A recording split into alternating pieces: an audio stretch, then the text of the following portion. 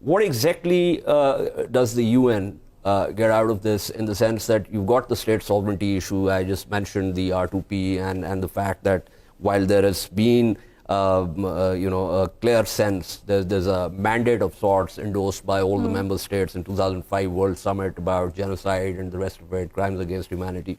But there's also criticism of the fact that sovereignty is a very important issue, and generally speaking, if we go into the conceptual thing, that it's a constructivist more than the realists who want this kind of thing to happen, humanitarian interventions.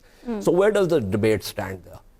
I think the debate really falls into how much we have veered away from the traditional form of UN peacekeeping, which traditionally was based on three principles, which were consent of the state to which the peacekeepers were deployed, impartiality, and non-use of force, except for in case of self-defense.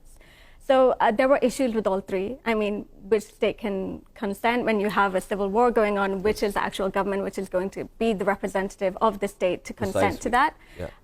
Issues of impartiality. In Rwanda, when the genocide was happening, General Dallaire was writing letters to the Security Council begging them to let him use force to stop this from happening, and also to stop being an impartial party when there was an active genocide going on.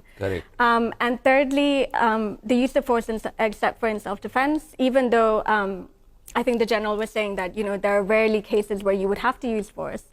I have seen in South Sudan, the UN peacekeepers, they actually stood by when civilians were being raped, when civilians were being tortured, when they were being beaten.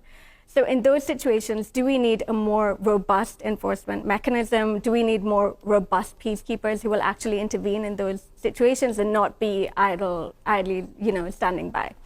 And then when we have the state sovereignty issue, this whole responsibility to protect comes out of this idea that sovereignty is not merely a right anymore, it's more of a responsibility. And if you're not going to take on that responsibility or adequately discharge that responsibility, then the international community or members of the international community can intervene on the population's behalf. And we've seen calls for that in Darfur, we've seen calls for that in Kosovo. So there's going to always be this kind of tension because 2.1 is very clear on what sovereignty is. It doesn't talk about responsibility, it talks about sovereignty as a right in and of itself.